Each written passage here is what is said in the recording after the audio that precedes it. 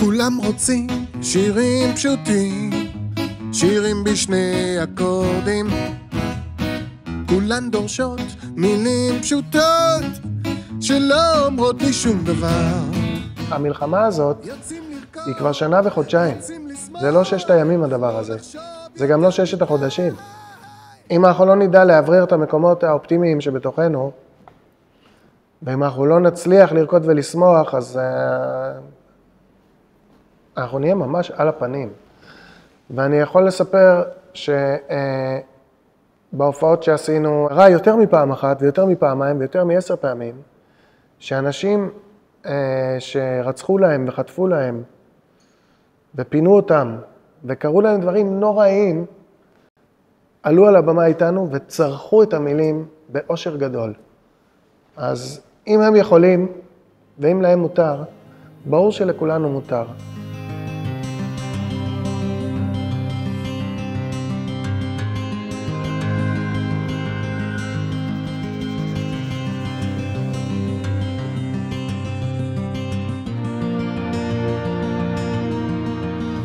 ב7 באוקטובר, יום שבת בבוקר, הבן שלי, חייל קרבי, העיר אותנו בדפיקות על הדלת, והוא פתח את הדלת והוא אמר, סוג של פרצה מלחמה, אלה היו המילים שלו.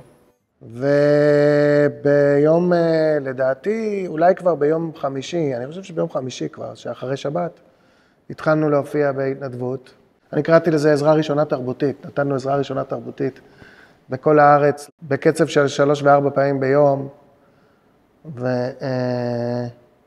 ועשרות פעמים בחודש, וגם ניהלתי מין יומן כזה, שכל הופעה כתבתי עליה כמה מילים, למי זה היה, למה זה היה, כי ההופעות האלה זימנו חוויות מאוד מאוד עמוקות ומשמעותיות, שידעתי שאני מצד אחד לא רוצה לזכור, ומצד שני לא רוצה לשכוח.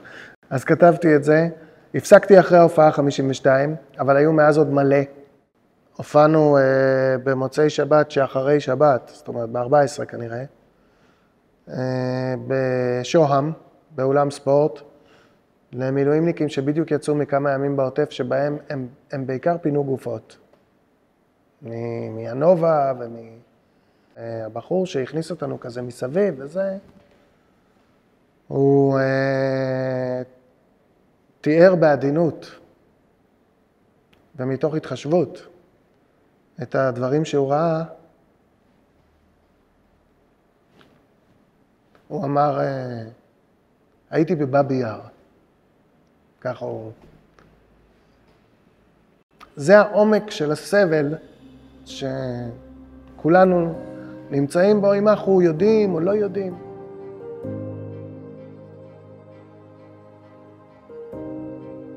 באינתיפאדה הראשונה אני הייתי חייל בחטיבת הנחל,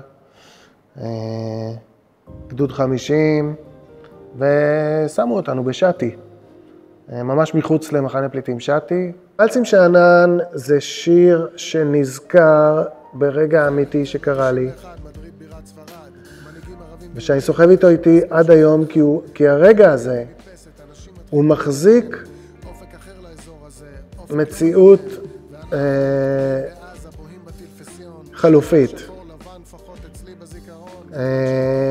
הוא מחזיק אפשרות לחיים שמעולם לא היו לנו מאז פה. אבל עדיין זה קרה באמת. עדיין באמת ביום הראשון של ועידת מדריד ב-1992, פלסטינים שיום לפני זה ויום אחרי זה זרקו עלינו אבנים ובקבוקים ומי יודע מה, אבל ביום של תחילת ועידת מדריד בעזה זרקו עליי ענפים של זית ואורז וממתקים. ובעצם הם וגם אנחנו, היה לנו את הפוטנציאל להתקדם לשמה, למקום הזה שזורק אחד על השני גם דברים טובים. וזה אף פעם לא קרה, ואני חושב שכולם במרחב הזה צריכים לשאול את עצמם למה. הצד ההפוך של התקווה הגדולה, זה אסון גדול. אבל גם הצד ההפוך של אסון גדול, זה תקווה גדולה. וזה מה שעומד על כף המאזניים. או תקווה גדולה, או אסון גדול. וכל השנים האלה שניסו להסביר לנו שיש איזה אמצע כזה שאפשר ללכת באיזה אמצע כזה. מבחינתי זה מה שהתפוצץ ב7 באוקטובר. יש, זאת אומרת, או אסון או תקווה, אין אמצע.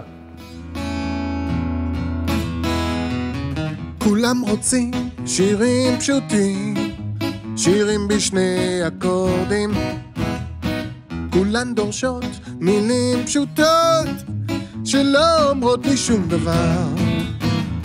יוצאים לרקוד, רוצים לשמוח, לא לחשוב יותר מדי, לשיר בשני קולות שעם ישראל עוד חי.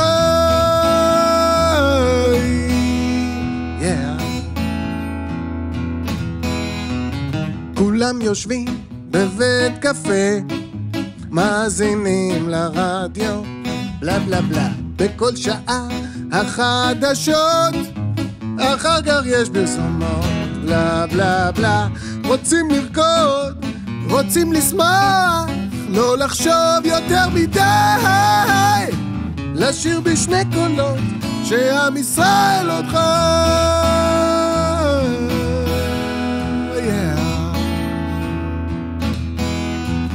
שומרים על כושר גבוה, זורקים עיתון וקונים חדש, רואים משחק השבוע, ונפגשים עם כולם בשבת במסיבה בשכונה.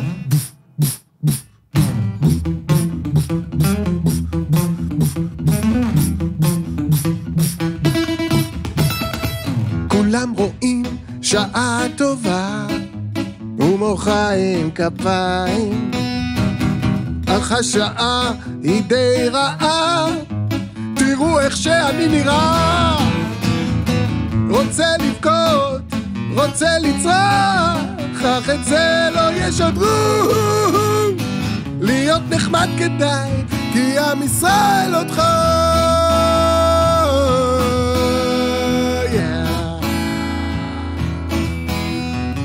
כולם רוצים שירים פשוטים, אז קחו,